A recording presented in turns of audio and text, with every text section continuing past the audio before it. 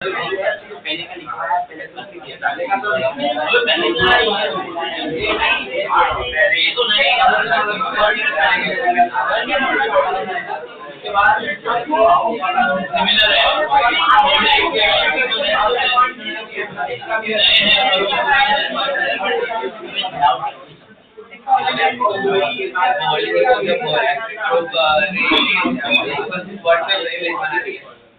दो वर्ड के बाद मेरा प्राइमरी वॉल्यूम बनेगा ये वाला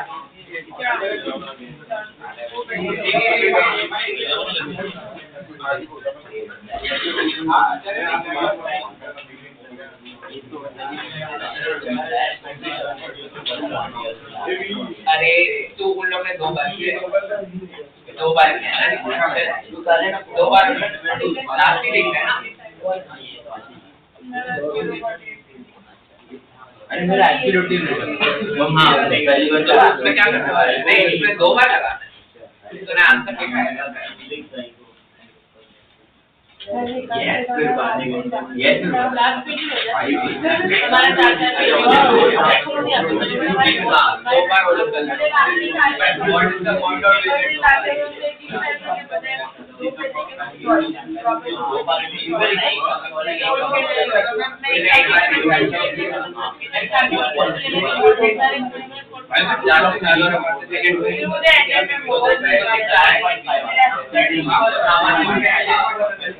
फिर उसके बाद देखो वर्चुअल में बनेगा वापस किया है वो नहीं बोलेंगे तो मैं बताइए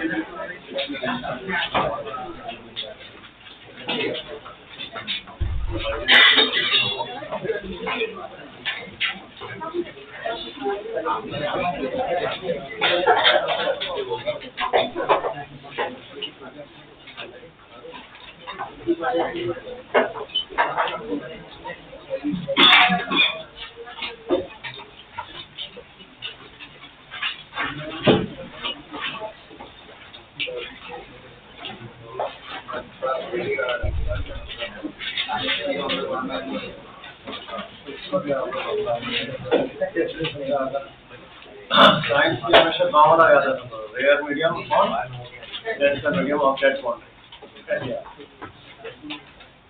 सिलेबस में। क्यों मैंने तो नहीं कहा, मैंने लिखवाया भी तो कुछ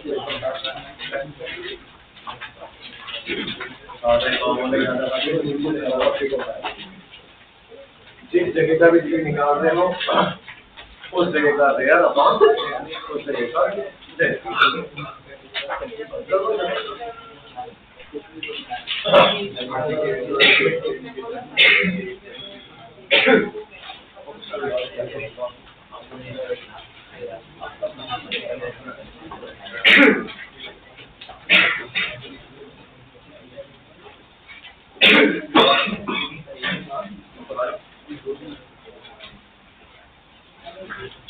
फोटो आ रहा है, देख लो सब लोग।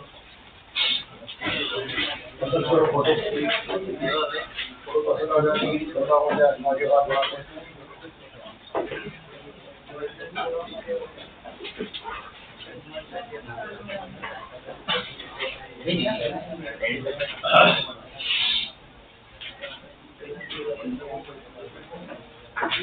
आया photo,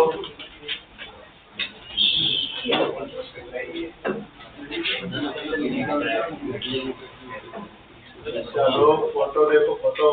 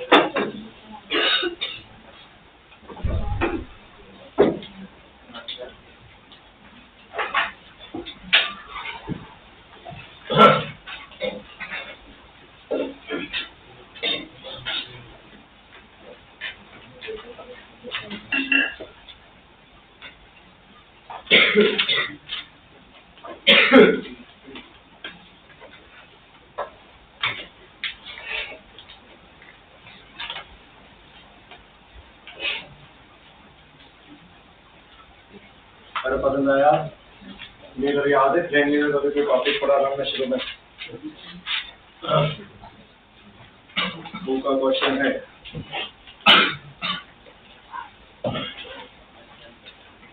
relative velocity of image in mirror 1 with respect to the image in mirror 2। तो mirror 2 में क्या इमेज की वेलोसिटी में कोई चेंज होगा?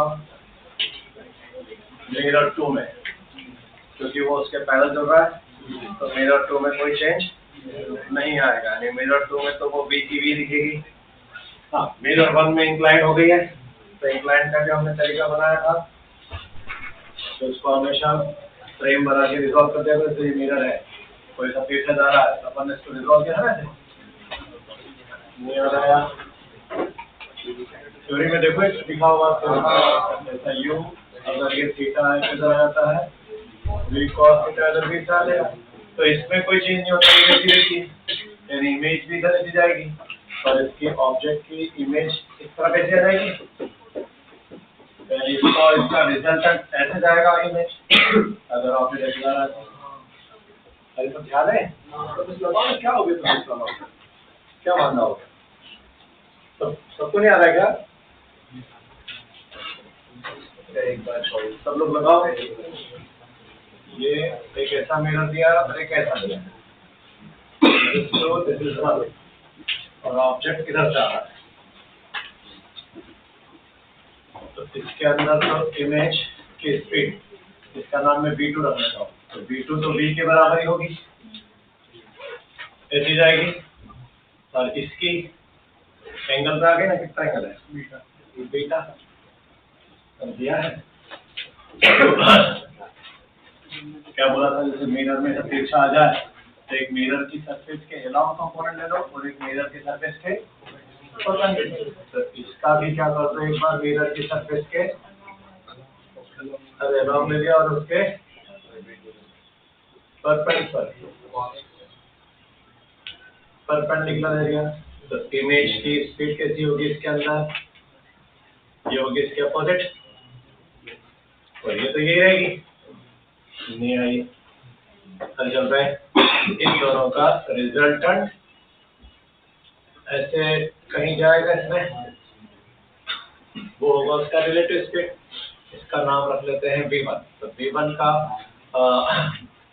जब प्रॉब्लम में कुछ समझ में आया तो मैंने फर्स्ट डे से वेक्टर से समझाया था कि प्रॉब्लम को फ्रेम में कर दिया करो, वेक्टर बना लिया करो अगर कुछ नहीं समझ में, और अगर ऑप्शन मैग्नीट्यूड पे दिया होगा तो उसका मॉड निकाल देंगे। तो आप यहाँ फ्रेम बना लो और इसको फ्रेम बना दें पार्ट ऑफ इंटरसेक्शन, तो ये हो गई y और ये हो गया x। तो ये तो जा रहा है V2 का कंपोनेंट क्या हो गया, V2 velocity vector is Vj cap हो जाएगा, और V1 का कंपोनेंट बनाओ, नहीं V1 का बनाओ, अच्छा तो ये किसने कहा कि ऐसा है, इसका और इसका रिजल्टेंट है ना, तो रिजल्ट भाई, तो इन कंपोनेंट्स के हिसाब से बनाओ ना। बट अगर साइन बीटा वाला कंपोनेंट अगर रिवर्स हो रहा है तो उसके परपेंडिकुलर ही होगा ना जो ओरिजिनल वेलोसिटी बोल रहा है तो ये कौन सा वेक्टर है, ये भी cos बीटा है एक और ये भी sin बीटा है, इसको फ्रेम में ले आओ ना पहले फटाफट। तो जरा V1 और cos बीटा V1 बीटा हो जाएगा, V cos बीटा, हाँ वही तो वो बोल रहा है कि यही हो गया, परपेंडिकुलर हो गया। अरे सब लोग अलग क्यों बोलो, सुन लो ना, क्या तो अपना करो ना, अलग अलग क्यों बोल रहे हो। अरे ये जो सिखा है ना, यहाँ पर बस वो लगा रहा हूँ मैं, ये ऐसे गया था तो इसका और ऐसे ऊपर ये बना था, तो ये एंगल कितना हो गया, तो इधर जा रहा है, ये समझ में, इसकी और इसकी रिजल्टेंट की मैग्नीट्यूड तो ये रहेगी ना यू। क्या कर रहा था, हाँ तो ये यहाँ पर मिरर पीछा रखा है, बस ये डायग्राम क्या हो गया, ऐसा टिल्ट हो गया। तो अगर ये V का मिरर के साथ एंगल बीटा है तो इसकी इमेज जो इसका और इसका रिजल्टेंट है उसका भी मिरर के साथ कितना होगा, तो इसका मतलब इस V1 का y एक्सिस पे एंगल कितना हो गया 2 बीटा, और x एक्सिस पे मतलब रिजल्ट आ V1 को, तो इधर आ जाएगा V1 sin 2 बीटा, इधर आ जाएगा V1, इसका मतलब V1 का वेक्टर क्या हो गया, V1 का वेक्टर हो गया for this diagram minus V1 sin 2 beta I cap plus V1 cos 2 beta. चलो अब किसका किसके रिस्पेक्ट में निकालना है, 1 विद रिस्पेक्ट टू 2, तो V1 minus V2 that is V12 vector कितना हो जाएगा, minus V1 sin 2 beta I cap और प्लस V1 cos 2 बीटा, ये भी V था ना, अब तो पूरा V है, तो इसको क्या लिखना पूरा, अरे V में चलो तो V cos 2 beta plus minus Vj cap, option का है मैग्नीट्यूड में, तो इसका मॉड निकाल दो, कितना हो जाएगा mod, under root of this square plus this square, तो जब इसका स्क्वायर को इसके स्क्वायर के साथ जोड़ोगे तो एक टर्म तो b स्क्वायर की हो जाएगी, sine square 2 beta plus cos square 2 beta 1, एक टर्म ये वाले b स्क्वायर की आएगी और एक term minus 2b square cos 2 beta की आएगी, ये 2b स्क्वायर भी क्या आ जाएगा, तो अंदर क्या बचेगा 1 माइनस कॉस 2 बीटा क्या होता है, नहीं 1 minus cos 2 beta 2 sine square beta 2 टू ज़ा 4 करो 2 b साइन बीटा, ये नेगेटिव वेलोसिटी हो जाएगी, क्या हो गया V by sin beta, v by sin beta, वो आंसर दिया, चेंज कर दे ये बीटा बीटा, हाँ तो सही है, सब लोग एक बार फिर से कैलकुलेशन करते हैं वाला, क्या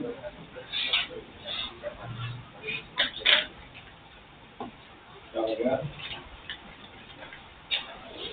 अरे सब लोग कर दो उसको कैलकुलेशन का एक बार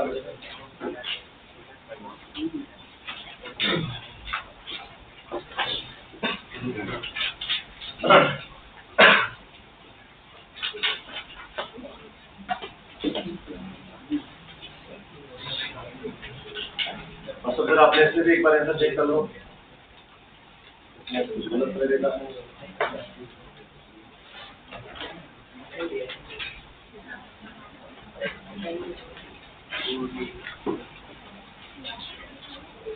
थ्री है क्वेश्चन, इसी घर से आप 2 बजे टाइम डलवा रहे हो, बस उतारो मत करो, घर पे करना। कोई दिक्कत, रिलेटिव का मतलब वही रहेगा भाई 1 माइनस 2, और तिरछी जा रही हो तो हर बार रिजॉल्व करो है ना, एक मिरर के सरफेस के लॉन्ग ले लो और एक मिरर के सरफेस के परपेंडिकुलर, तो उससे इमेज की स्पेस बन जाती है। मतलब तुम ऐसा सोचना चाह रहे हो अभी कि सर प्लेन में बड़े बहुत दिन हो गए ध्यान नहीं है, बाप रे पूरा सिलेबस याद रखना है।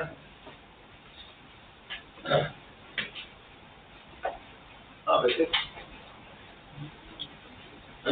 पर आपको मैं इसलिए तो देर में देता हूँ ना टाइम टू टाइम, मैंने 3-4 शुरू में दी क्या, मतलब कनेक्टेड रहते हो ना हमेशा कि 1 के पहले एक्सरसाइज 1 के साथ कंटिन्यू करो, फिर उसी पिछले पोर्शन को 2 के साथ कंटिन्यू करो, फिर उसी पिछले पोर्शन को 3 के साथ, तो हमेशा पूरे चैप्टर में कनेक्टेड रहेगा।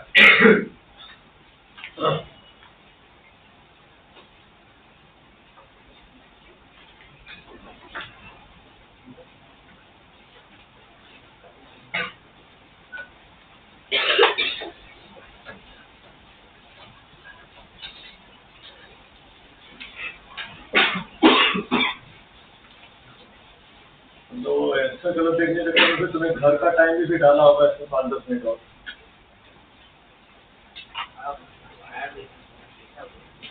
तो तुझे तेरे प्रोसेस पे भरोसा नहीं था।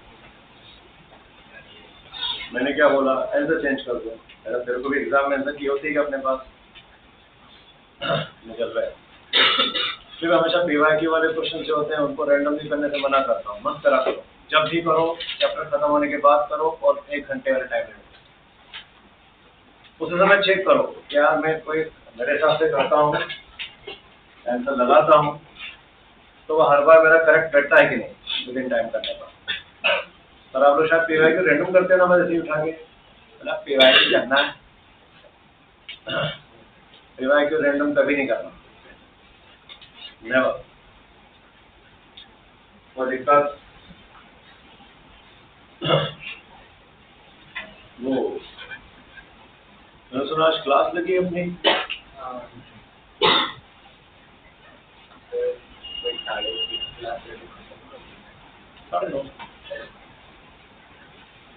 नहीं करना तो मना करता हूँ। हाँ नहीं, मुझे बहुत है ना, बहुत झिला रहे हैं आजकल बच्चे यार, तभी से झिला रहे हैं, हर वक्त झिला रहे हैं। बेटा यहाँ नहीं है, घर पे तो बैठ के ले रहे हो, ऑनलाइन पे ले रहे हो, तो घर पे क्या बताओगे आप?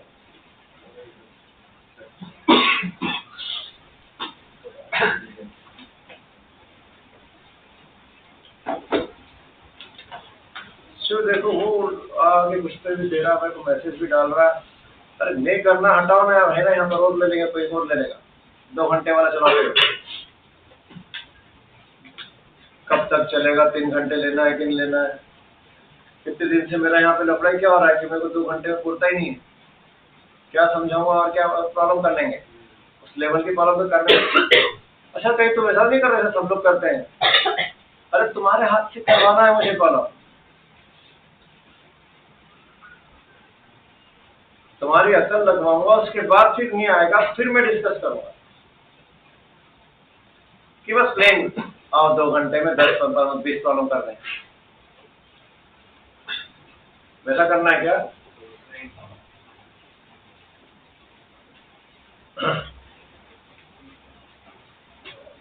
झिलाते यहाँ पर बैठ के उल्टे से चेहरे बनाते बैठते हैं, नहीं आगे तो क्या था, कितने देर तक लोगे सर? एग्जाम सोच समझ के करते हैं, मतलब अब आपकी भी शायद इच्छा वही है।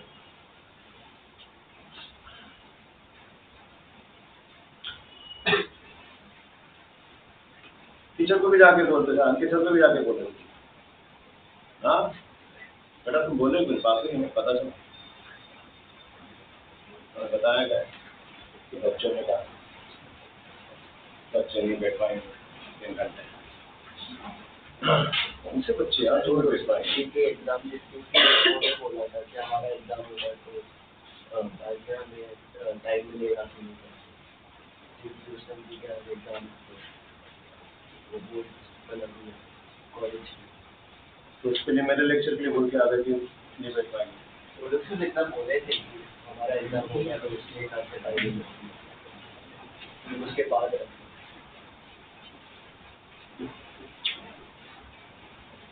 शाणे बनते हैं बच्चे यार, उधर जाके कुछ और, मेरे को कुछ और, मेरे सामने कुछ और, इसकी उम्र में इसकी पॉलिटिक्स आई कहाँ से? प्यारे प्यारे बने रहो ना यार, बच्चे बने रहो, इसकी पॉलिटिक्स नहीं खेलना। पर बच्चे नहीं बैठ पाएंगे, मेरे पास तो ये आया कंप्यूटर, तो सर आप जबरदस्ती पीछे पड़े हो, बच्चे नहीं चाहते हैं। कौन से बच्चे हैं? कोई तो होगा मेरा उनके पास जस्टिफिकेशन की कोई ऐसा नहीं बोलता, क्यों करूँगा?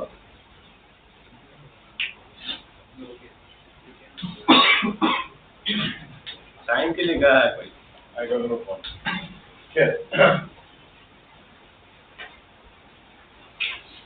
खतरनाक हो गया।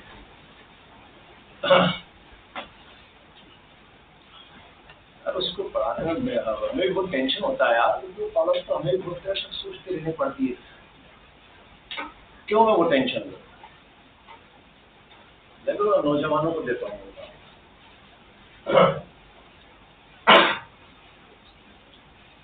जो भी खेलना है सामने तो नहीं खेलता, पीछे नहीं खेलता। कब तक लोगे सर आप? बड़ी मुश्किल, जैसे तैसे तो 3 घंटे का करवाया मैंने, और उसपे से नहीं हो रहा है बेटा, लड़ झगड़ के कराना पड़ा मुझे 3 घंटे वाला।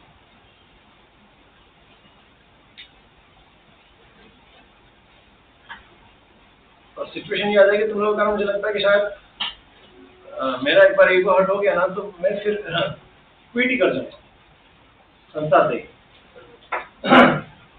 कारण बनोगे आजकल के चतुर बच्चे, ये कॉज बन जाए। चलो आज तो अपने को लेंस की प्रिज्म किया कि नहीं, उसकी कोई डाउट नहीं निकालो।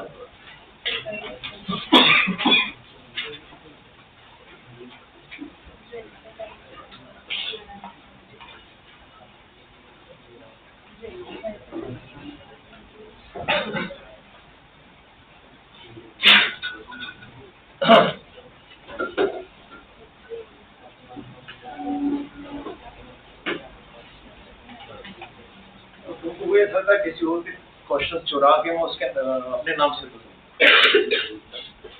चुराएगी क्या? वो मेरा उधर के पूरे सारे क्वेश्चन नहीं हो रहा है, अब वो चुरा के तुमको अपने नाम से ले जाते हैं।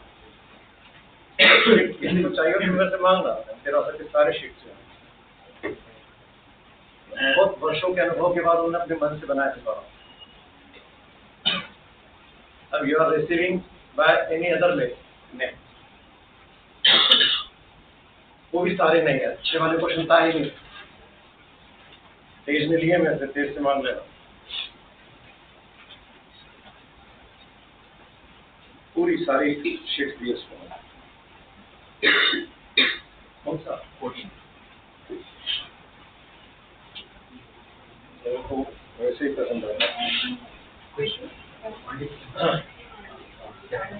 A thin prism P1 with angle 4 degree, भैया पतला प्रिज्म है with angle 40 and Metron glass of refractive index 1.54 is combined with another prism P2 made of glass. इसको दूसरे prism के साथ combine किया और इसका mu दे रखा है 1.72. mu2 is given, mu1 is given, a1 is given. To produce dispersion without, यानी कौन सा केस हो गया, chromatic combination. और chromatic combination के लिए अपन ने कंडीशन क्या पढ़ी थी, upon A1 is minus of mu1 minus 1 upon mu2 minus 1. ये कंडीशन थी, टेंशन नहीं आ रहा कैसे? नेगेटिव आ अरे यार मैंने कहा था, मैंने लिखते समय भी कहा था, क्रोमेटिक कॉम्बिनेशन में जब अपन ने ऐसा देखा था कि del 1 plus del 2 is 0, तो मैंने प्यार से पूछा ना, बोलो दो प्लस प्लस की डाटा कभी 0 हो सकते हैं क्या? तुमने कहा नहीं. दो माइनस माइनस की डाटा 0 हो सकते हैं क्या? तुमने कहा नहीं. तो मैंने कहा ना एक प्लस होगा तो फिर एक माइनस के लाएगा, वो उसका नेचर है, अपोजिट रखा है इसलिए. नहीं समझाया था क्या पॉइंट कि del 1 plus del 2 0 होने का मतलब क्या होता है? शायद रह गया होगा. θ1 plus θ2 दूसरे की थी, वो 0 था, तो वो भी तब होगा जब θ1 प्लस होगा और θ2 को क्या होना पड़ेगा, नहीं तो 0 कैसे होगा फिर? दो क्वांटिटी का एडिशन 0 होने के लिए एक को प्लस और एक को माइनस होना पड़ेगा. कोई दिक्कत? और कोई एक्सरसाइज? एक्सरसाइज 1 में 39 फॉलो, 89 फॉलो.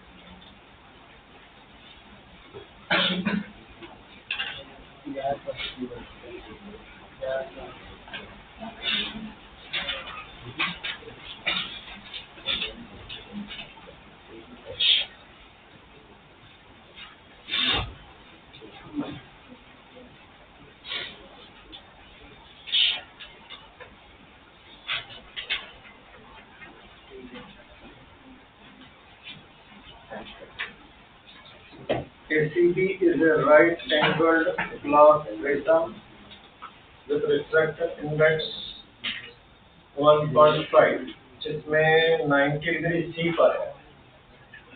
तो यहाँ से लिख दो और A पर 60 है और B पर 30 है. A thin layer of liquid is on the AB. ठीक है, AB पर ऐसी लेयर डाल दी लिक्विड की और एक मीडियम आ गया. For a ray of light which is incident normally on AC, AC पर normally गिरी तो सीधे जाएगा. कोई दिक्कत? Which is totally reflected at AB, यानी यहाँ पर totally reflected है. इसका मतलब यहाँ जो नॉर्मल होगा उसके साथ जो भी एंगल बनेगा, that angle should be उस जगह का C से क्या होना चाहिए, बड़ा. और C का फॉर्मेट हमेशा कैसे लगाने का, इसलिए मैंने बोला रेयर और उस जगह का रेयर और डेंसर ऐसा. तो यानी sin theta should be greater than, और sin C का फॉर्मेट कैसे लगाओगे, उस जगह का रेयर, यानी ये डेंसर होगा, ये रेयर है, तो इसका रिफ्रैक्टिव इंडेक्स मान लिया कितना है, और इसको कितना दिया है 1.5. तो रेयर अपॉन डेंसर. तो गाँव वाले तरीके से कभी मिस्टेक होगी नहीं sin C के फॉर्मेट में. जिस जगह का C लिख रहे हैं उसका रेयर अपॉन उसका डेंसर. चलो ये कितना था 60, ये 90, तो ये 30, तो ये 60, तो यानी √3/2 is greater than mu by 1.5, यानी mu by 1.5 is less than √3/2, यानी mu should be less than √3 into 1.5/2 solve कर जरा ऑप्शन डेसिमल में x is less than 1.29 तो 1.2 मल्टीप्लाई करा 1.29 1.3 ले लो 1.29 ना तो 1.3 से ग्रेटर देन इक्वल टू रहेगा तो क्या पूछ रहा है हाँ sorry less than equal to रहेगा तो इसमें 1.3 हो सकता है अधिक से अधिक और उससे छोटा होना चाहिए तो उससे छोटा ऑप्शन 1.2 वो दिक्कत 1.3 पे तो ग्रेस होगा और टोटल इंटरनल रिफ्लेक्शन करवाना है तो 1.3 से क्या होना चाहिए छोटा जो कंडीशन है वो तो बता दिया करो क्रिटिकल के फॉर्मूले में कभी कंफ्यूज नहीं होना मतलब ऐसे देखने का रेयर अपॉन डेंस कोई दिक्कत चलो अगला बोलो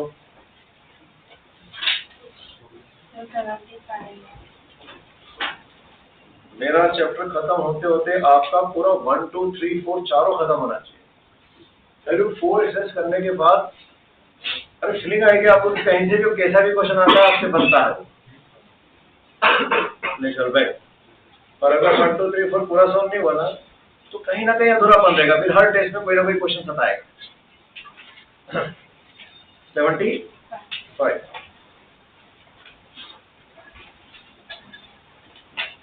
3 immiscible liquids of densities ठीक है डेंसिटी का ऑर्डर दिया हुआ है एंड रिफ्रैक्टिव इंडाइसेस का भी ऑर्डर है ठीक है are put in a beaker तो बीकर में जो सबसे हल्का होगा वो ऊपर होगा जो भारी होगा वो नीचे तो यानी कौन भारी है T1 तो नीचे का लिक्विड T1 उसके ऊपर T2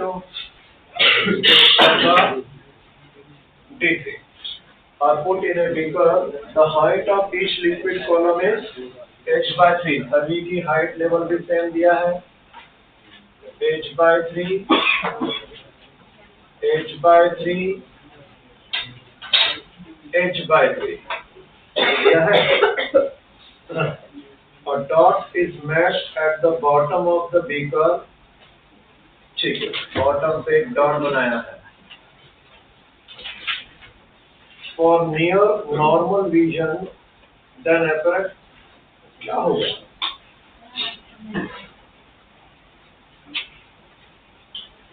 अब इसकी हमें क्या बनानी है अपरेंट डेप्थ अपन ने इनका म्यू क्या दिया है μ1 μ2 μ3 अरे दिए हैं तो अपन ने इक्विवेलेंट म्यू बनाने का फॉर्मेट बनाया था इक्वल थिकनेस के लिए हार्मोनिक मीन होता है तो equivalent mu equal to harmonic mean 3/1/μ1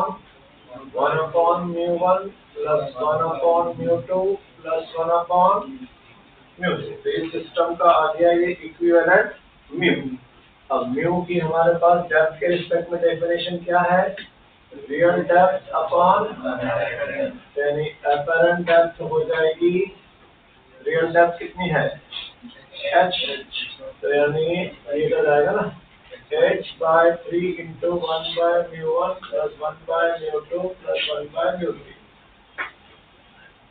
जो टेक्निक अपने लिखे वो सबको यूज करो कोई दिक्कत अरे समझ लो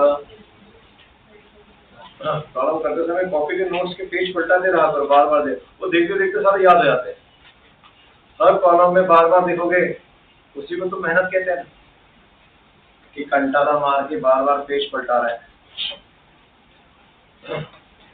अगला बोलो है किसी के पास करते लेंस की छड़ी का आगाज है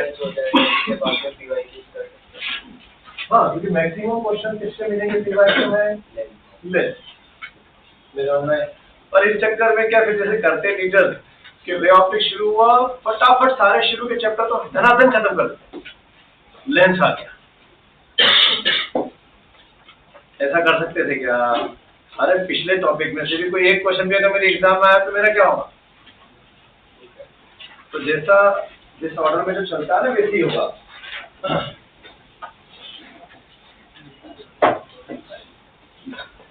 मैंने ये भी सुनी है बात अरे कोई तो होगा ना यार, कोई तो जॉनी है।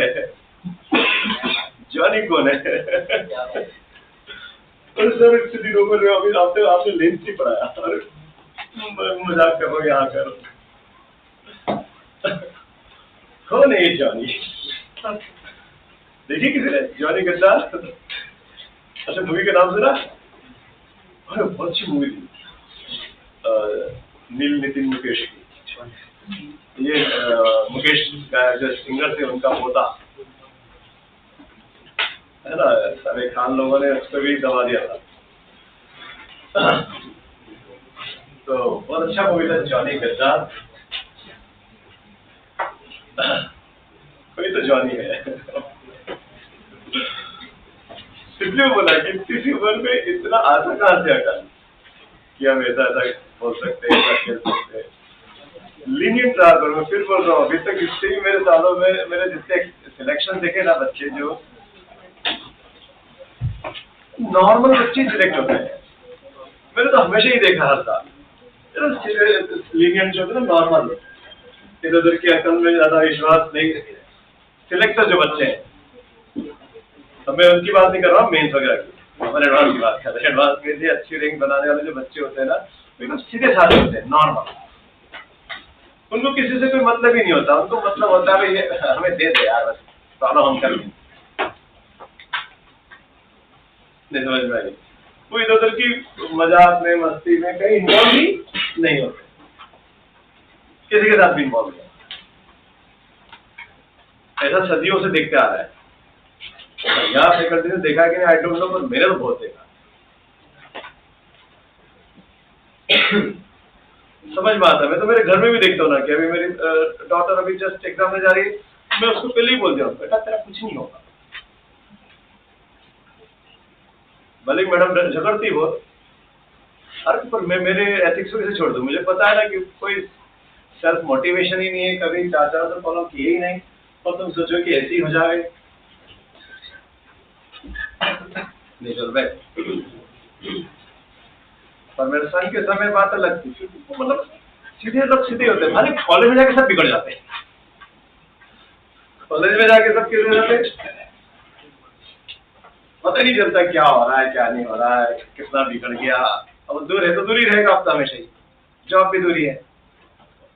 कभी अब तो साथ में आने नहीं वाला, कभी कभी आ जाएंगे 2-4 दिन के लिए, फिर निकल लेंगे।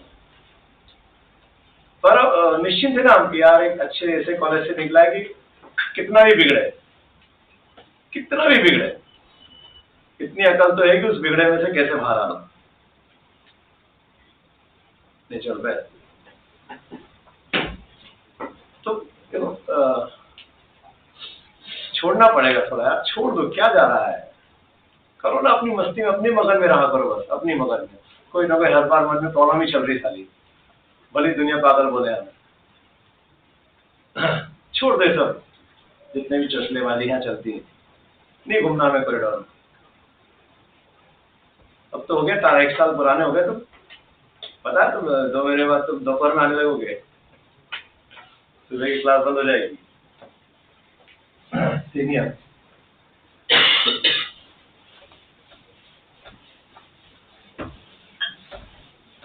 किसकी बारी आएगी तभी शुरू करूंगा ना। अब आज आई ये बारी तो आज शुरू करूंगा। मैं तो शुरू से बोलता आ रहा हूँ कि वो एक अलग साम्राज्य है, जितना अब तक पढ़ा उतना सारा उतने ही लेवल पे वापस पढ़ना है।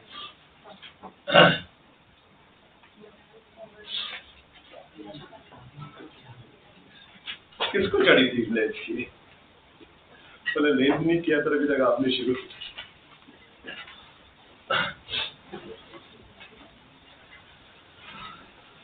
हम पहला सर्कुलर मोशन खत्म करके रे ऑप्टिक्स के एंड पर आ गए ना।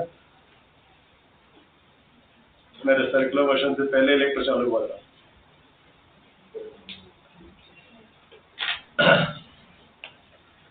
हुआ क्या अभी तक? उसके बाद भी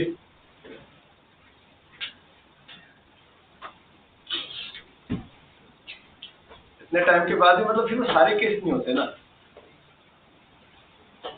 सारे केस होते ना। फिर मुझे बताया जा रहा है कि आप लेंस की चाहिए।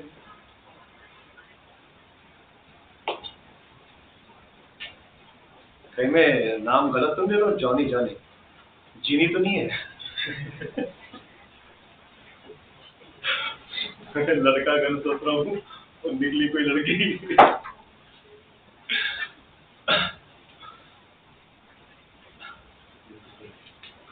क्या बेटा तुम लोगों को सही में मतलब इतना पकड़ में नहीं आता कि मुझे यही बोला गया है कि सर आप ये केसेस में बताया करो। बच्चे बोलते कितना याद करेंगे आप? ऐसे कोई पढ़ाते कि बस प्रॉब्लम करा दिया करो। कौन है यार? मतलब मेरे को अजीब से पहली बार मिला था कोई। तो केसेस मत कराओ।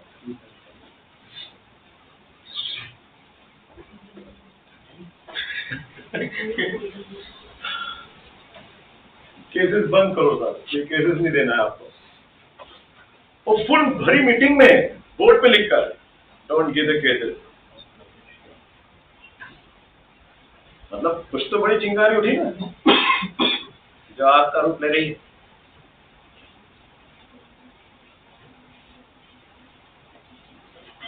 फिर मेरे सामने आप बोल नहीं पाते होंगे इसलिए शायद चुप रहते हो, पर इतना तो मजाक करता हूँ तुम्हारे साथ, बोल सकते हो कि नहीं सर केसेस था, मैं नहीं समझ में आता।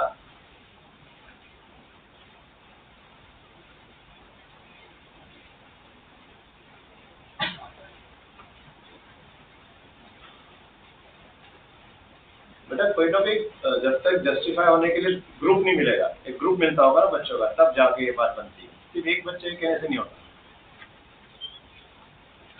निकलता है एक बच्चे की बात को तो फिर मैं वहाँ उल्टा बोल दूंगा ना, नहीं आप जो अच्छे बच्चे की बात करो। और मुझे जवाब ये मिलता है सर अच्छे बच्चों ने तो बोला है ना। सो कॉल्ड कौन है अच्छा, आई डोंट नो।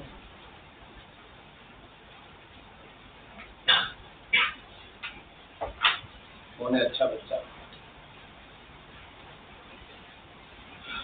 तो अच्छा नहीं है। पहले जस्टिफाई कर तो अच्छा बच्चा है उनके हिसाब से कि नहीं है।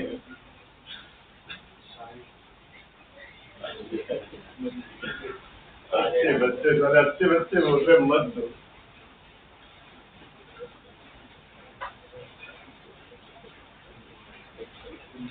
तभी समझ में आ रहा था कि जब फिर को तो निपटाया था सबने मिलकर, तभी समझ आता है कि गेम बच्चों में से खिलवाया किसी ने, टीचर ने, कि उनकी क्लास में सब परेशान करो तो वो इरिटेट हो जाएंगे। क्योंकि इस लेवल पर टीचर हो जाता है इरिटेट, और इरिटेट होंगे तो अपने आप टीचर भाग जाएगा। उससे मुझे डर लग रहा है कब से कि रिजल्ट ऐसे नहीं बनेगा ना, वो थ्योरी मिलना चाहिए।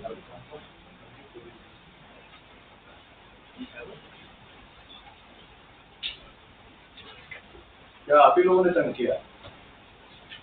ध्यान तंग कर दिया।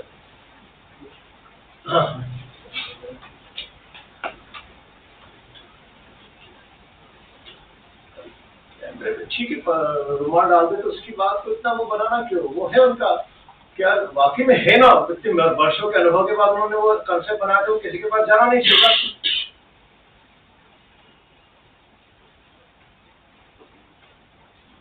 और कोई टॉप के वही चीजों को पढ़ा रहा है। अब वो किसी भी टापा वाले पढ़ा देगा तो पूरा नहीं आता है।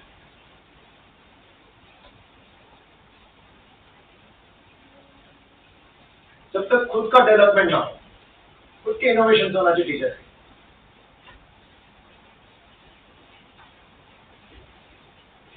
कुछ ना कुछ मस्ती पर बच्चे होंगे तो देते होंगे क्लास में बच्चे, वो उन्होंने इसलिए बत्ती दी होगी क्योंकि वो हो सकता है वो कंसेप्ट उनके ऊपर से जा रहा होगा। अब जब समझ में नहीं आता है ना तो बच्चा फिर काड़ी करता है। तो उसकी बजाय उसको क्या करना चाहिए, अच्छे बच्चे वो होते हैं समझ में नहीं आ रहा तो क्लास को आगे नहीं बढ़ देता, खड़े रहता है, सर नहीं आ रहा है ये समझ, वो होता है डाउन टू अर्थ बच्चा, और समझ में नहीं आया। एक बार और बताओ, उल्टा काम मस्ती कर दो, नहीं आ रहा सर, क्या छोड़ा तुमको पता नहीं तुम्हारे हाथ से क्या निकल गया, क्योंकि तुमको तो जो मिल जाए वही अच्छा लगता है।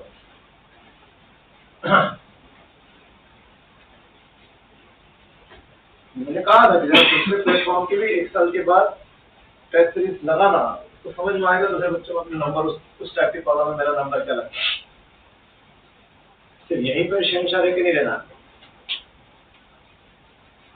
एडवांस रिजल्ट तो हमेशा तभी बनता है जब अपन हर बार हर महीने ऑल इंडिया वाले लेवल पे भी कहीं ना कहीं किसी से कंपेयर कर रहे हो, पता कर रहे हो कि यार इस संडे को वहां पर ही टेस्ट पेपर हुआ था, मिल जाता है आजकल हर क्लास में डाल देते अपना पेपर, उनका रिजल्ट भी डाल देते ऑनलाइन, तो उनका रिजल्ट देख लो, उनके मार्क्स क्या है टॉपर 50 बच्चों के, और मैंने जब घर पे वही टेस्ट पेपर दिया तो मेरे मार्क्स क्या है। बिना बोले तैयारी हुई, किसी को बताया नहीं कि मेरा काम हो रहा है।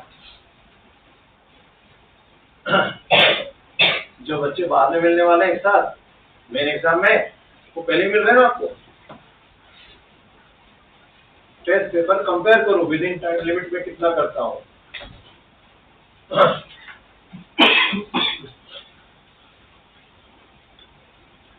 कैसे देखे नहीं इसमें मेरे सामने दो, बस रियली में मेरे कल रात में हंसी आ रही थी। वो आर्य के लेवल में चिड़ा हुआ था कि वो अभी भी नहीं पढ़ रही है, किस तारीख डेट आ गई फिर भी नहीं पढ़ रही है। तो चिड़चिड़ में भी मैं मैडम को लेके बैठ गया, ऐसा नहीं है बेटा, सब बच्चे ये उन बच्चों में से, मैडम को समझा रहा था ये अपनी ये लड़की उन बच्चों में से जिनको रोज देखता हूँ। डाउन टू अर्थ नहीं है, इसको भी लाइफ बाद में शायद होता है कि शायद कॉलेज में समझ में आए कि यार कंपटीशन क्या होती है, जॉब भी लग रहा है। तो मार्केट में भी रोज तुम देखते हो ना कि हर कोई जितनी भी बड़े लीडर्स हैं वो अपने स्पीच में क्या बोल रहे हैं बार बार कि एआई सबको खाएगा। 15 साल बाद का जमाना क्या होगा अरे सोच भी नहीं सकते हम, और उस समय तुम लोग जवान मतलब तुम्हारी शादी हुई होगी। भाई 15 साल ना कि पहले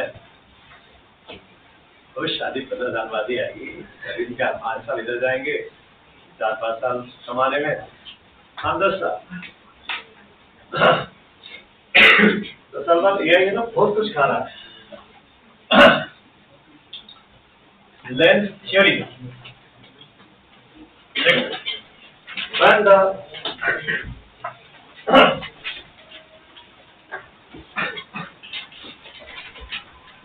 when the immersion phase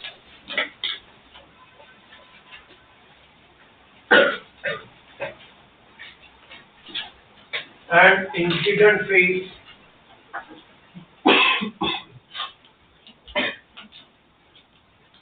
both or either of one remains curved, both or either of one remains curved,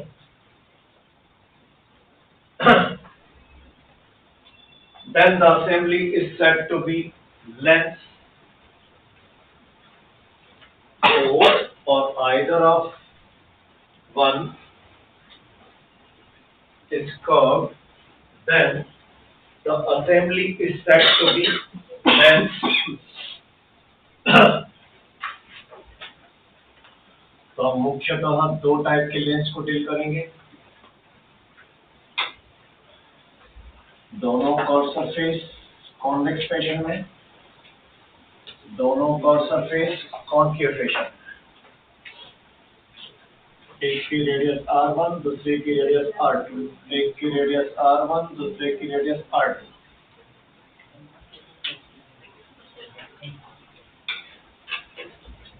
फटाफट मेरे साथ ही बनाते चलो, शुरू की जो चीजें हैं फॉर्मल वाली, थोड़ी फॉर्मेलिटी है पूरी कर लो।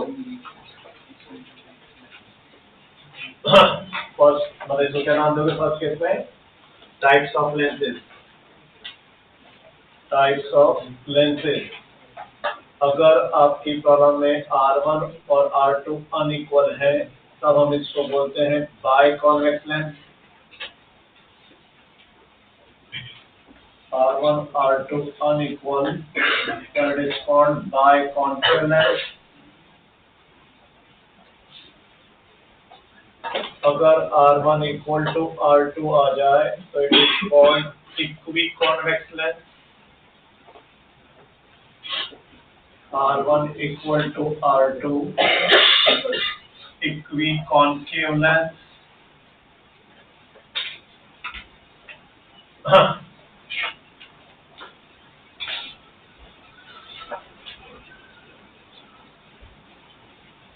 If R1 is R and R2 is infinite, मतलब एक प्लेन हो गई, एक अभी भी कॉन्वेक्स है, तो हम इसको बोलते हैं प्लेनो कॉन्वेक्सनेस.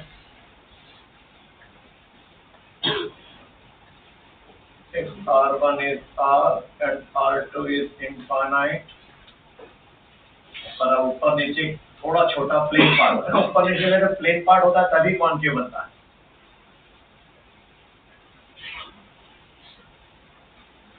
तो इसको हम कहते हैं प्लेनो कॉन्केव लेंस. और अगर R1 R2 है but both lie in the same side,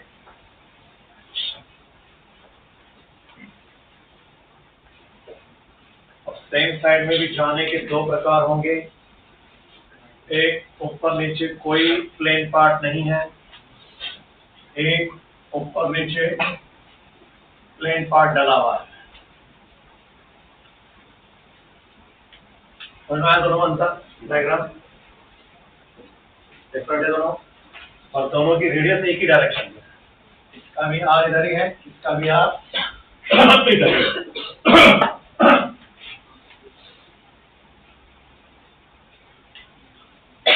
तो यहाँ पर इसका नाम पड़ जाएगा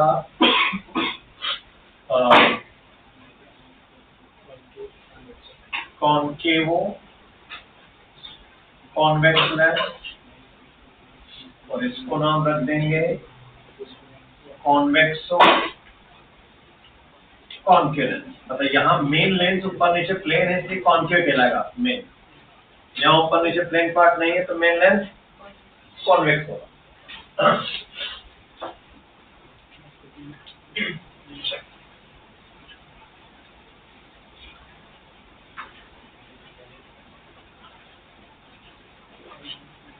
फिर बोल रहा हूँ लेंस से पहले का पार्ट, लेंस के बाद का पार्ट हमेशा कौन से फॉर्मूले से करने वाले अपन न्यूमेरिकल, जो अपन ने शुरू में पढ़ा था, शॉर्ट सर्फेस से पढ़ा था, म्यू जा upon v minus mu upon u equal to mu जा माइनस या. सारे अच्छे फॉर्मूले सारी चीजें नहीं पढ़ने वाले.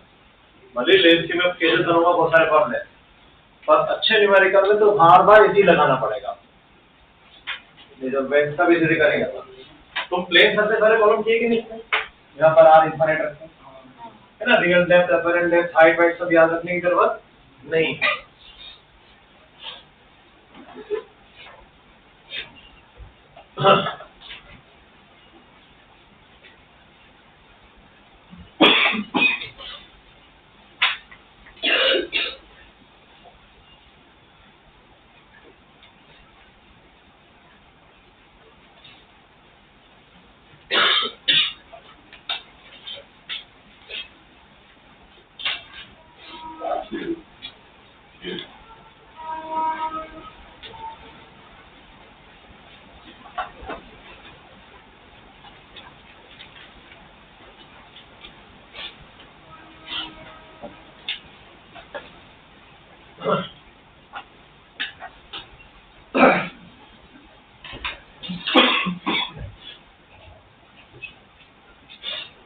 लोग तुमको कॉलम देंगे अलग से होमवर्क के लिए, मिशन वाली पेज कुछ नहीं, आशीष शर्मा की बुक उठा के दे देंगे. बराबर करना सब मेरे केजेस ही होते, वो सब प्रॉब्लम ना हो. आशीष शर्मा की बुक जो है ना उसी के आसपास. हाँ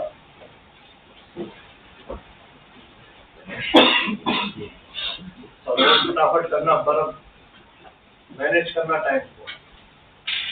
रनिंग टॉपिक छोड़ना नहीं कभी. ये सोच के कि नहीं समय तो वाला कर रहा था.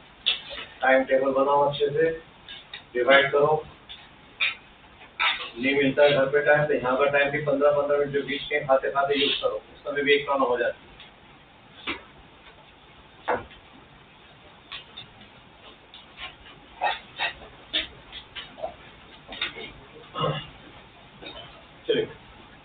पेज नंबर 2 में डालते हैं नेचर ऑफ लेंस।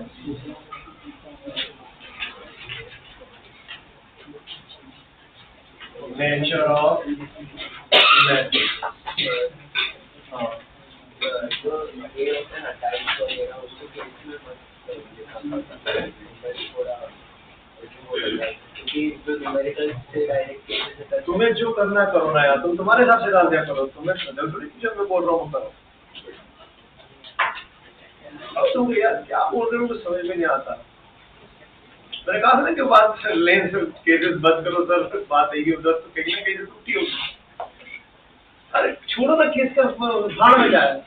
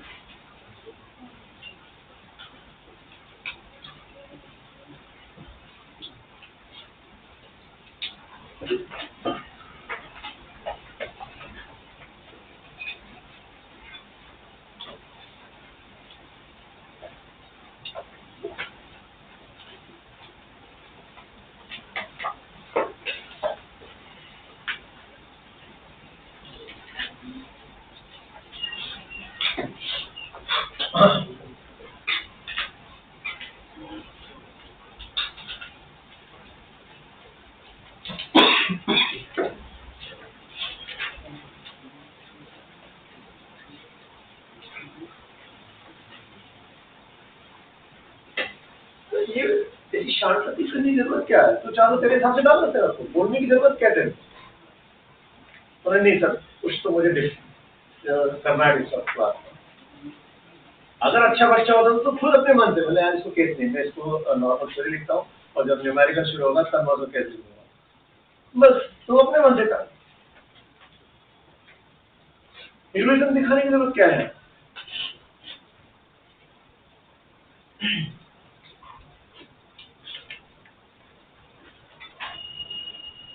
ये तुम्हारी अकल नहीं है यार, मैं हमेशा बोलता हूँ बच्चा कभी अपने मन से नहीं करता। जाके बैठते हैं अगर बातें करना और फिर वो इधर लाके दिलाना। मैं कभी तुम लोगों को लेके बैठता हूँ, कभी खोचे में लेके गया है किसी को, समझा करो ना। कभी एमपी राव लेके गए थे किसी खोचे में, बेटा उस लेवल पे नहीं लेके जाते, बच्चों की गरज नहीं है हमें। वो सही तरीका वही होता है। अगर मैं तेरे को अलग से लेके खुश कर रहा हूँ तो मतलब मैं मोहताज हूँ, कहीं ना कहीं मुझे मेरी कमी छुपाना है, कहीं ना कहीं मुझे मेरी कमी छुपाना है, इसलिए मैं बच्चों को खुश करूंगा ले जाके अलग बैठा कर। चाहते क्यों? जरूरत नहीं। बोले जरा ऐसा मत करो, इसके नाम मत चल रहा है, चलने तो ना लेंगे तो तेरे हिसाब से लिख, जिसको जो भाएगा वो लिखेगा ना। सबके पास अपनी अपनी अकल है। एक्टिंग भी करता हूँ ना, मैं कितनी देर से लिखा हूँ, एक्टिंग भी करे जा रहा बहुत देर से।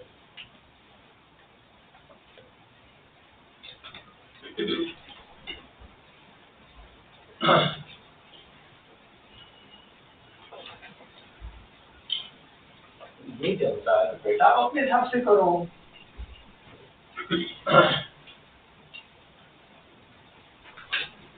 डिस्टर्ब करने का सही तरीका क्या होता है टीचर को? एक अच्छा स्टूडेंट क्या करेगा पता है? अरे अच्छे से अच्छी पढ़ाओ, घर पे करेगा और ढूंढ के निकाल के लाएगा, वो होता है सही तरीका। अपने मन की भड़ास भी निकल गई और फायदा हो गया सबका।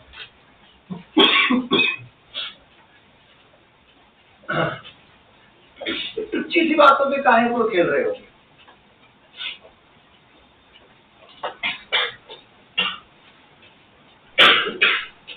प्रॉब्लम करो, अच्छे से अच्छा ढूंढो, मिलता है सब कुछ अवेलेबल है आजकल, ऑनलाइन ढूंढने में सब मिलता है और अच्छे साइट्स पे देते। क्या तुम्हें तो वो भी नहीं करना है, इन्होंने यहाँ पर खरीद के दिया तुमको इनवाइट, इतनी मेहनत करते हैं वो लोग।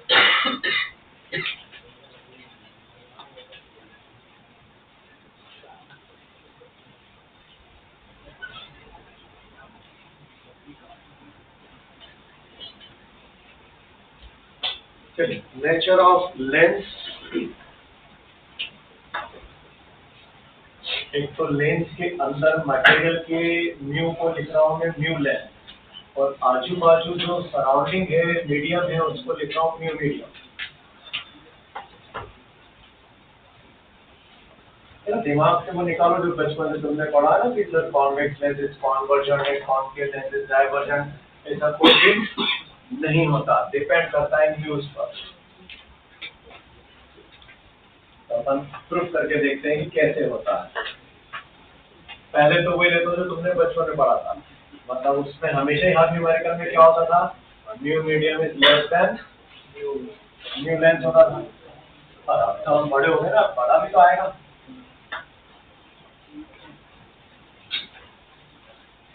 तो हम तीनों चारों केस में देखते हैं पैरेलल रे छोड़कर और समझते हैं कि क्या होगा।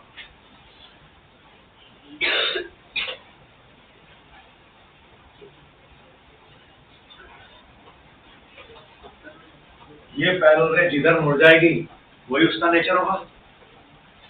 तो पहली सरफेस ये है, इसका नॉर्मल इस तरफ से आएगा, इसका सेंटर ऑफ कर्वेचर इधर नहीं होगा,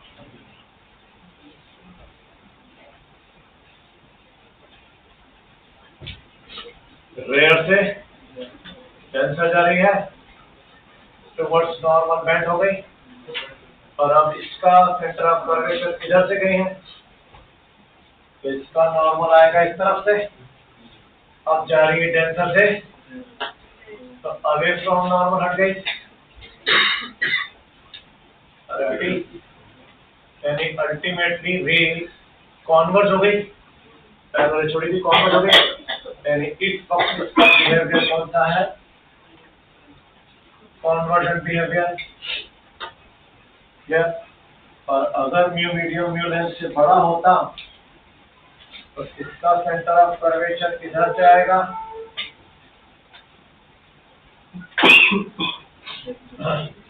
कहां से कहां जा रही है, डेंसर से रेयर, तो अवे फ्रॉम नॉर्मल हट गई, अब इसका सेंटर ऑफ कर्वेचर इधर होगा, अब जा रही है वो रेयर से डेंसर, तो सीधी यू जाने वाली थी, और रेयर से डेंसर जा रही है तो टूवर्ड्स, तो अल्टीमेटली पूरी दूरी हट गई ना वो। मतलब पैरेलल रे इस केस में छोड़ता हूं तो वही कॉन्वेक्स लेंस उसको कॉन्वर्ज करने के बजाय यानी उसी वक्त इसका बिहेवियर बदल जाता है, डायवर्जन बिहेवियर। सेम कहानी यहाँ भी होगी, इसका सेंटर ऑफ कर्वेचर इस तरफ,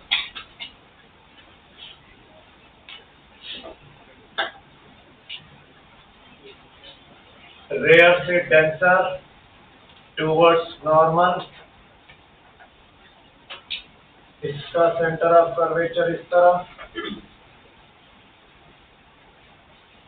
डेंसर से रेयर, अवे फ्रॉम, अल्टीमेट पूरा डाइवर्ज ही कर दिया।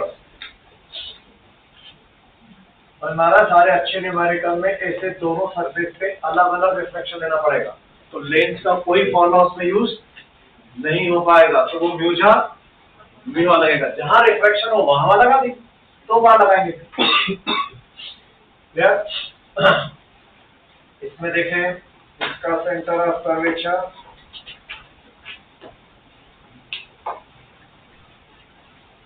रे जा रही है डेंसर से रेयर, तो अवे फ्रॉम नॉर्मल, इसका सेंटर ऑफ कर्वेचर रे जा रही है रेयर से डेंसर, तो टूवर्ड्स, यानी पूरी की पूरी रे क्या हो गई, कॉन्वर्ज हो गई, तो दिस इज कॉन्वर्जन बिहेवियर। यानी दोनों लेंस डाइवर्जन भी हो सकते हैं, कॉन्वर्जन भी हो सकते हैं, डिपेंड सराउंडिंग मीडियम के साथ।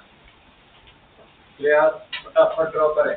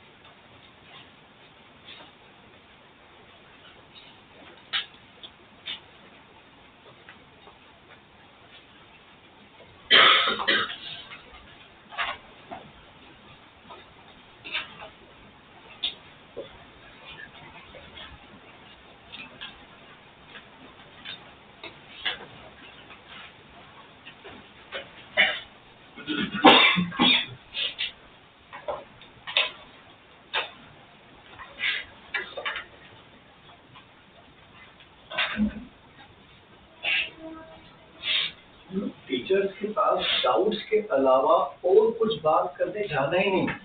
क्या मजा आता है, मजा आता है बोलो इधर खेलने में।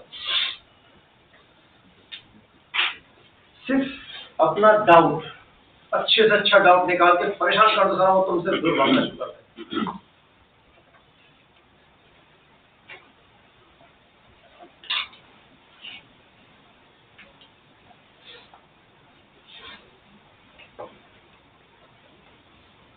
पहले में जाके बतियाना शुरू कर देते हो।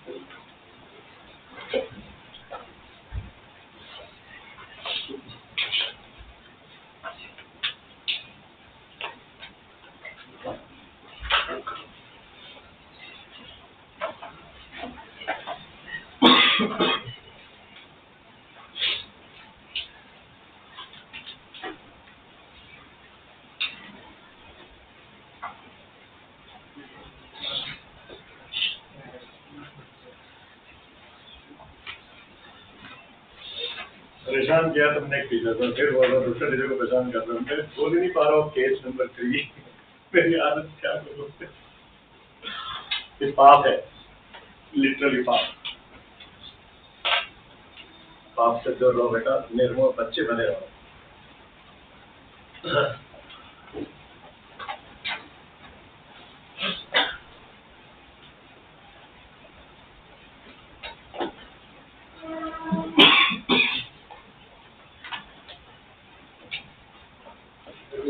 बीच में तो होगा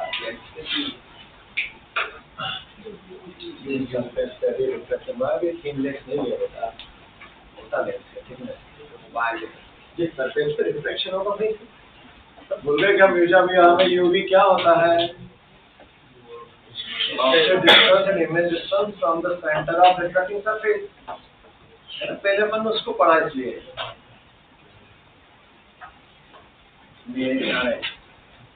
ध्यान से।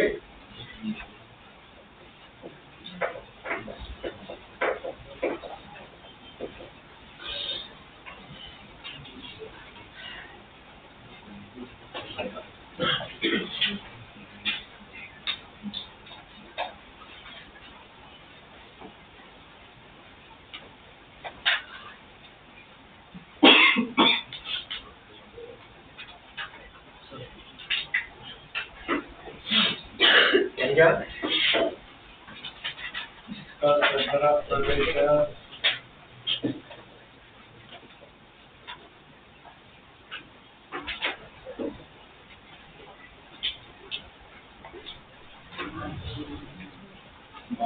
μ1 अंडर μ2। अभी मैं कॉन्वर्जन बिहेवियर ले रहा हूँ μ1 लेस देन μ2।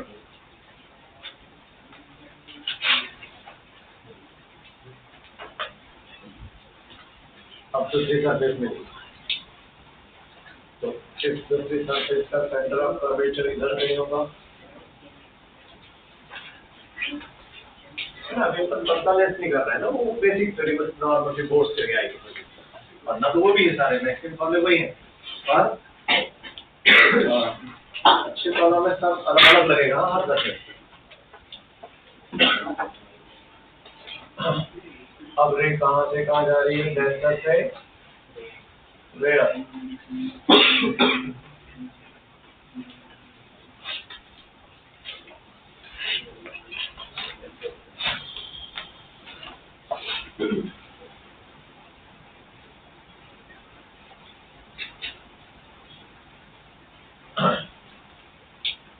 इमेज I पर बना पर अगर ये सरफेस दूसरी वाली नहीं होती तो ये रिफ्रैक्टेड रे यहाँ अपनी इमेज बनाती I1, इसका नाम रखो B1। जल्दी जल्दी बताओ A पॉइंट पर ऑब्जेक्ट कौन है A के रिफ्लेक्शन के लिए? A पॉइंट का इमेज कौन है? A पॉइंट का इमेज I1, A पॉइंट की इमेज ये ले आगे बढ़ेगा मैंने तो ये नहीं तो यानी B पॉइंट के लिए I1 कौन है? वर्चुअल ऑब्जेक्ट जो है ही नहीं, अरे वर्चुअल ऑब्जेक्ट। B पॉइंट की इमेज कौन है? म्यूजियम लगाने के लिए हर बार पहले उसकी इमेज और ऑब्जेक्ट समझ में आनी ना क्या है। तो A पॉइंट की भी इमेज और ऑब्जेक्ट कौन आ गए? B पॉइंट की भी इमेज और ऑब्जेक्ट। तो अब मैं लगा रहा हूँ उसका फंडा। अभी मैंने विदाउट साइन कन्वेंशन से वैल्यूज बोलना। बोलो फॉर A म्यू जा A पर कहाँ जा रही है? म्यू 2 अपॉन B कौन है? V1 माइनस म्यू आ साइन कन्वेंशन नहीं लगाना वैल्यूज बोलो म्यू आ upon U equal to mu जा माइनस म्यू आ अपॉन R इक्वेशन 1। अब बोलो फॉर B पॉइंट B का म्यू जा म्यू 1 B है माइनस म्यू आ म्यू 2 अपॉन U V1 है क्योंकि इसका ऑब्जेक्ट तो I1 है ना जो वर्चुअल है। म्यू जा माइनस म्यू आ अपॉन R। सारे अच्छे कॉलम में बार बार अपन यही काम करते रहेंगे और वो लेंथ की थ्योरी के लिए पहले बेसिक बोर्ड थ्योरी पढ़ लेगा बेसिक पढ़ लेगा तो उसको डिराइव करने के लिए इन दोनों को अब मैं ऐड कर दूं तो ये वाली टर्म इस टर्म से कट जाएगी और इन दोनों में से म्यू 1 क्या आ जाएगा? तो 1 प्लस 2 म्यू 1 कॉमन आया अंदर क्या बचा? 1 upon B minus 1 upon is equal to यहाँ है म्यू 2 माइनस म्यू 1 यहाँ है म्यू 1 माइनस म्यू 2 तो इसमें से माइनस साइन कॉमन लूंगा तो म्यू 2 माइनस तो दोनों में से म्यू 2 माइनस म्यू 1 भी क्या आ जाएगा? तो अंदर रह जाएगा 1 अपॉन R1 माइनस 1 अपॉन ये म्यू 1 इधर अपॉन में कर दूं तो ये क्या बन जाएगा? 1 upon V minus 1 upon U equal to mu 2 upon mu 1 क्या होता है? अरे 1 म्यू 2 माइनस 1 यानी लेंस का refractive index with respect to surrounding जो भी सराउंडिंग थी है into 1 upon R1 minus 1 upon this is the most general formula. अब फिर तुम्हारी 12 बोर्ड में नहीं है तो डेरिवेशन तो आएगा नहीं बस न्यूमेरिकल में बार बार ऐसे करेंगे। अच्छा देखो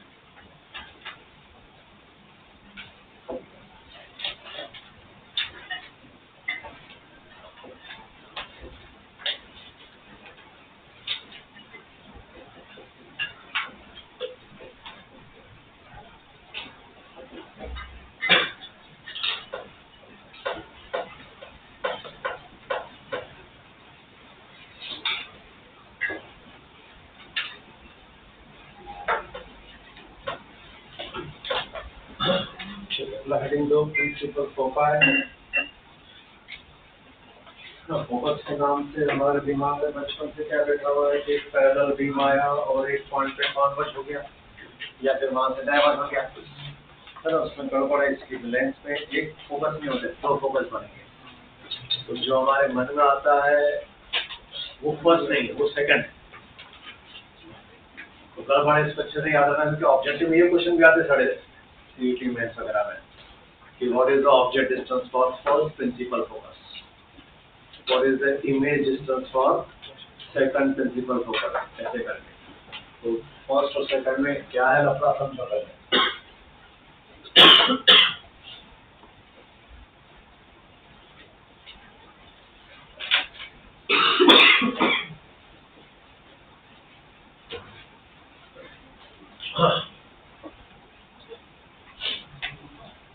अब अपन यहाँ से जो भी बात करेंगे वो किसके लिए करेंगे, ओनली फॉर तीन लेंसेज पर, यानी डिस्टेंस सारे सब सेंटर से आ रहे हैं, ऑप्टिकल सेंटर। ये दोनों सर पे लिख दीजिए क्या है, बहुत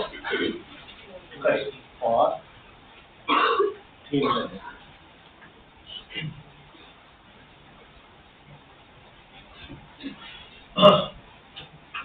तो फर्स्ट प्रिंसिपल फोकस क्या होता है, first principal focus, a point on the principal axis from which when light rays incident on the lens, if after refraction becomes bias, है ना। ये दिमाग में नहीं आता पहले एग्जाम में, ये उल्टा है। एक ऐसा पॉइंट जहां से लाइट रे अगर लेंस पे गिरे तो आफ्टर रिफ्रैक्शन क्या हो जाए, पैरेलल, तो वो कहलाता है इसका फर्स्ट प्रिंसिपल फोकस। यानी फर्स्ट प्रिंसिपल फोकस के लिए ऑब्जेक्ट डिस्टेंस फोकल लेंथ के बराबर है और इमेज डिस्टेंस इनफाइनाइट। तो कॉन्केव में कैसा होगा ये, कॉन्केव में फर्स्ट प्रिंसिपल फोकस डिफाइन कैसे होता है,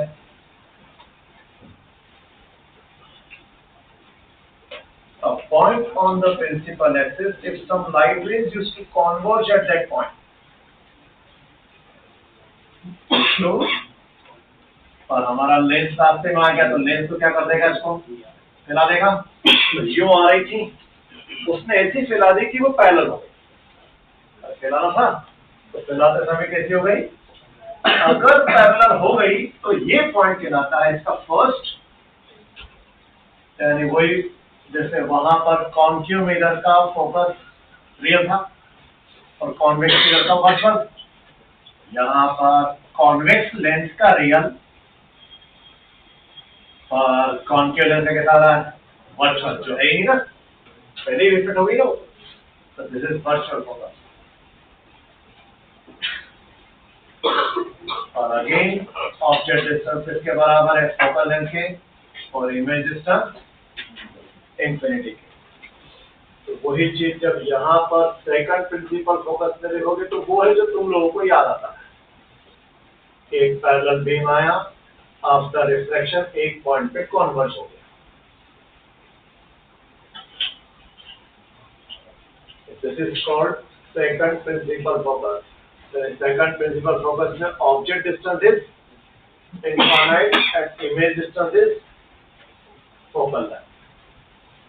कॉन्केव में एक पैरेलल बीम आया और वो प्रिंसिपल एक्सिस के किसी एक पॉइंट से डाइवर्ज हुआ,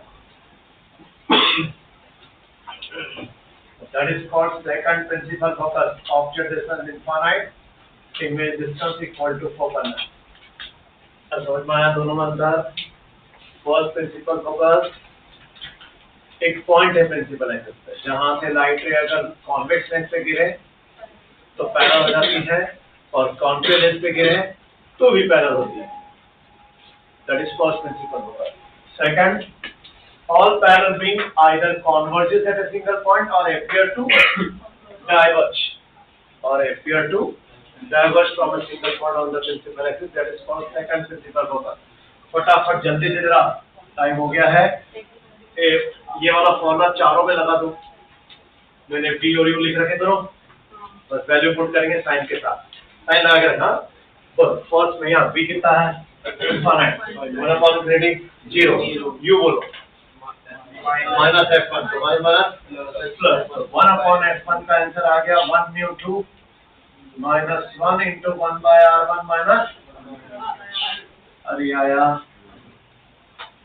सेकंड के लिए लगाओ नहीं पहले इसके लिए फर्स्ट का लगाओ इसके लिए v इनफाइनाइट 1/0 और अब की बार u के साथ पॉजिटिव तो ये माइनस साइन बचेगा यानी यही आंसर आया पर माइनस साइन के साथ तो यानी कॉन्केव लेंस की फोकल लेंथ हमेशा कैसी रहेगी नेगेटिव और कॉन्वेक्स लेंस की पॉजिटिव तो वहां पर मिरर में भी क्या था कॉन्केव मिरर की नेगेटिव थी और कॉन्वेक्स मिरर की पॉजिटिव पर वहां कॉन्वेक्स मिरर की वर्चुअल थी फोकस यहाँ कॉन्वेक्स लेंस की रियल है ये ध्यान रखना उल्टा थोड़ा चलो अब इसमें लगाओ u इनफाइनाइट 1/0 और v plus f 1/f2 equal to आया 1 mu 2 minus 1 into 1/r1 minus 1/r2 है फिर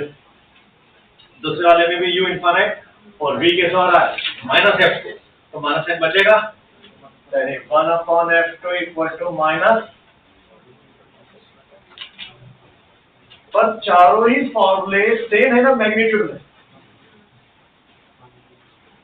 बस दो माइनस में है और दो प्लस में पर मैग्नीट्यूड सेम है ना तो इसका मतलब प्रूफ हो गया कि फर्स्ट प्रिंसिपल फोकस और सेकंड प्रिंसिपल फोकस की लेंथ क्या होती है इक्वली होती है अरे हो रही है तो आप इसके बाद लिखना है जो मैं टॉप पे लिख रहा हूँ अलग as f1 and f2 are equal तो जनरल फॉर्मूला क्या हो गया फोकल लेंथ का फिर 1/f equal to 1 mu 2 minus 1 into 1/r1 minus तो यानी ये फॉर्मूला हमें फोकल लेंथ निकाल के देगा r1 r2 की वैल्यू रखेंगे म्यू की वैल्यू रखेंगे सराउंडिंग के रिस्पेक्ट में यानी ये कांस्टेंट नहीं है मिरर में क्या था कांस्टेंट अरे 1/f equal to 1/v minus plus 1/u आया था ना आया उसमें 1/f क्या था कांस्टेंट पर यहाँ देसी मीडियम बदलेगा सराउंडिंग हवा में लेंस की कुछ और होगी फोकल लेंथ पानी में डाल दो कुछ और हो जाएगी ऑब्जेक्ट स्पेस में सिर्फ पानी भर दिया और इमेज स्पेस में भी पानी नहीं है वहां हवा है तो कुछ और हो जाएगी और इमेज स्पेस में पानी भर दिया ऑब्जेक्ट स्पेस में भी हवा है तो कुछ और हो जाएगी यानी जैसे ही म्यू बदलते जाएंगे वैसे वैसे आप बदलते जाएंगे पर तुम्हारे बुक्स में जनरली यही फॉलो किया होता है इससे वो वाले प्रॉब्लम नहीं हो पाएंगे कि ऑब्जेक्ट स्पेस में पानी भरा है और इमेज स्पेस में हवा है तो 3 मीडियम हो जाएंगे ना पानी ग्लास हवा ये तो 2 पे चलता है ना अपन अपना नया बनाएंगे उसका नाम रखेंगे उन्होंने पर इसका नाम क्या रखते हैं आप बुक वालों ने लेंस मेकर क्यों ऐसा नाम रखा है इसका जब अपन अपनी आई टेस्ट कराने जाते हैं तो उसका पावर बताता है फिर वो तो उस पावर का ग्लास खरीदने जाते हो मार्केट में तो वो फैक्ट्री में बनाने जाता है ग्लास ये तो इसकी कर्वेचर डिसाइड की जाती है जितनी पावर का हमें फोकल लेंथ चाहिए होता है तो उसके हिसाब से इसका रेडायर कर्वेचर डिसाइड होता है उसके अकॉर्डिंग वो वैल्यू बना है उसकी पावर बना के देता है इसलिए फॉर्मूले का नाम क्या पड़ गया लेंस बनाने वाला फॉर्मूला लेंस मेकर फॉर्मूला तो ये अभी बेसिक पढ़ा अपन ने अगले लेक्चर में आएंगे अभी लेंस घर पे स्टार्ट मत करना पुराने पाप दो